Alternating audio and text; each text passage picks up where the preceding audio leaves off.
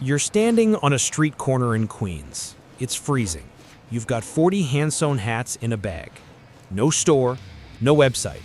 Just you, the cold, and people walking past. You sell all 40 in one day. $10 each.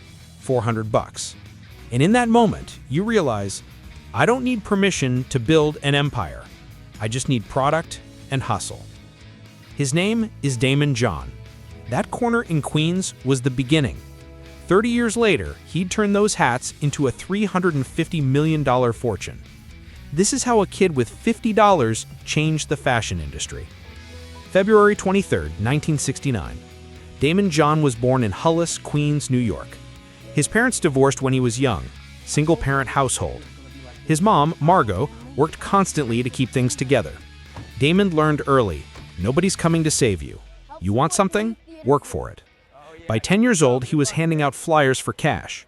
By his teens, he was running a commuter van service, flipping used cars, doing whatever it took. After high school, he got a job at Red Lobster, waiting tables. The job most people see as a dead end. But Daymond saw it differently. Flexible schedule, cash tips, and most importantly, time. Time to build something on the side. He'd serve tables, smile at customers, collect tips. And every night after his shift, he'd go home and plot his escape. Early 1990s. Hip-hop was exploding. Daymond and his friends in Queens were living it. The music, the culture, the style. But there was a problem. The gear was expensive. Designer brands charging $100, $200 for hats and shirts. Daymond looked at those prices and thought, I could make that. He asked his mom to teach him to sew. Margot pulled out her old sewing machine, showed him the basics. Daymond started making knit hats.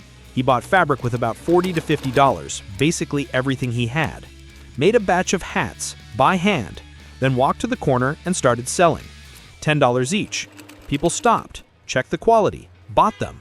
By the end of the day, he'd sold out. This wasn't luck. This was pattern recognition. Daymond saw a gap. People wanted the style but couldn't afford the designer price. He could provide the style at a price that made sense. He kept sewing. His mom's house became a factory. His bedroom was storage. The living room was production. He recruited his friends, Carl Brown, J. Alexander Martin, Keith Perrin. 4 kids in Queens sewing hats, selling them on street corners, anywhere people gathered. Then Daymond had an idea that changed everything. Put a logo on it. Make it a brand. He came up with a name, FUBU, for us, by us. It wasn't just clothing, it was identity. Hip-hop kids making clothes for hip-hop kids. No corporate middleman, no designer in Manhattan deciding what was cool. This was authentic. They expanded from hats to t-shirts, then sweatshirts, then full outfits. Still sewing in Margot's house, still selling on the street, still working at Red Lobster between production runs. Daymond would finish a dinner shift at 11 p.m., go home, sew until 4 a.m., sleep 2 hours, then hit the streets to sell. This went on for months. Word spread. FUBU wasn't in stores yet, but people in Queens knew. Then Daymond made a bold move. He took FUBU to the Magic trade show in Las Vegas, where real brands go, where buyers from major retailers place orders.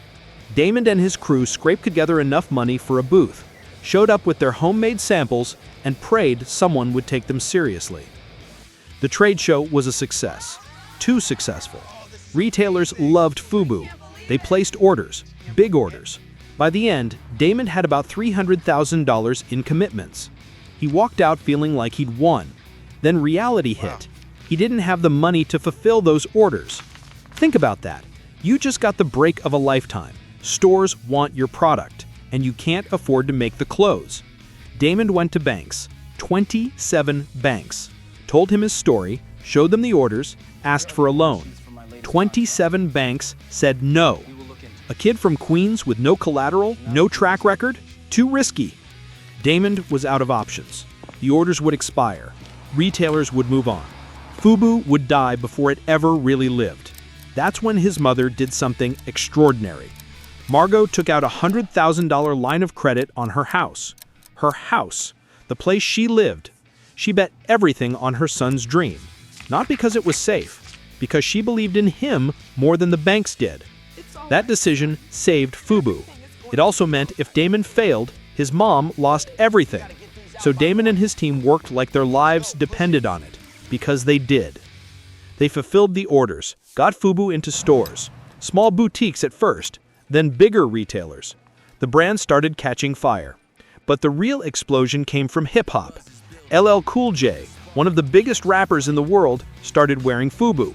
Not because Daymond paid him, because LL Cool J was from Queens. He knew Daymond. He believed in the brand. And when LL Cool J wore FUBU in a music video, in concerts, millions of kids saw it. Suddenly, FUBU wasn't just a Queens thing. It was everywhere. Other artists started wearing it. The brand became synonymous with hip-hop culture. Real hip-hop. FUBU was authentic in a way Nike and Adidas couldn't replicate, because it was actually made by the people who lived the culture. Sales exploded. By 1998, FUBU was doing $300 to $350 million a year in revenue. The kid sewing hats in Margot's house was now running a global fashion empire. Macy's carried FUBU, department stores across America, international markets. Samsung invested in the company. Daymond John went from waiting tables at Red Lobster to being on magazine covers, from a street corner to a boardroom. But empires don't last forever, especially in fashion. By the early 2000s, FUBU's mainstream dominance started to fade. Trends shifted, new brands emerged. For many entrepreneurs, this would be the end of the story. For Daymond, it was just the beginning of the next chapter. He'd learned something invaluable: how to build a brand from nothing, how to read culture, how to sell. Those skills were transferable, so Daymond pivoted. He became a brand consultant, started speaking publicly, wrote books. His message was simple: you don't need money to start, you need hunger. He called it the power of broke, the idea that limitations force creativity, that having nothing makes you work smarter and fight harder than people who start with everything. Then in 2009, Shark Tank happened. Daymond joined the cast. Suddenly, he wasn't just the FUBU guy. He was an investor, a mentor, a nationally recognized business mind. He invested in companies like Bombas, a sock brand that would do hundreds of millions in sales. He also lost money on bad bets, but he was transparent about it, because that's what real entrepreneurship looks like. So, what do you take from Daymond John's journey from $50 to $350 million? Lesson 1. The power of broke is real.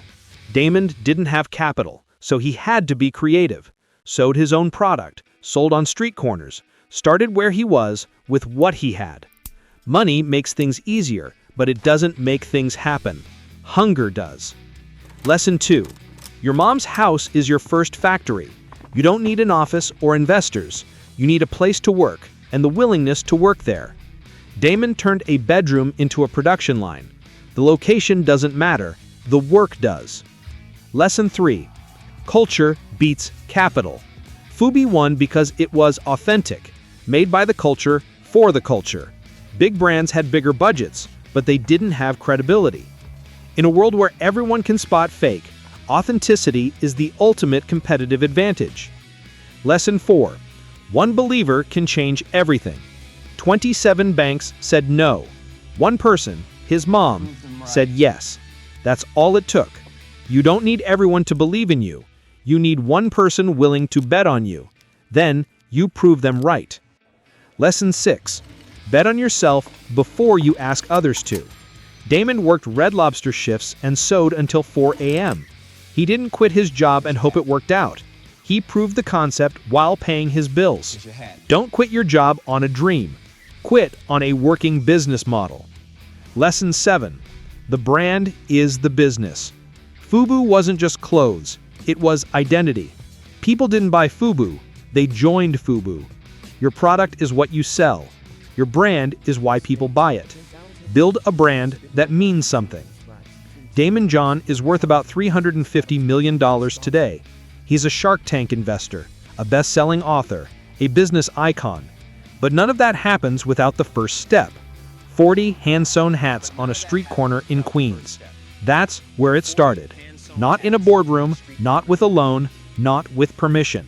With product and hustle. You have more than Daymond had. You have the internet. You have access to tools he would have killed for in 1992. You can reach 1 million people from your phone, You don't need a trade show. You have Instagram, TikTok, YouTube. The barriers are lower than they've ever been. The question isn't whether you can start, it's whether you will start. Will you sew the hats? Will you stand on the corner? Will you work the late nights while everyone else is sleeping? Will you bet on yourself when 27 people say no? Because that's what separates the Daymond Johns from everyone else. Not talent, not luck, not money, just the refusal to stop. FUBU stood for us, by us. Build something for your people, by your people. The empire starts today with whatever you have. $50, 40 hats, a sewing machine, and a dream. Daymond proved it works. Now go prove it again. Subscribe if this lit a fire. Comment what you're building with your $50. Let's turn corners into empires.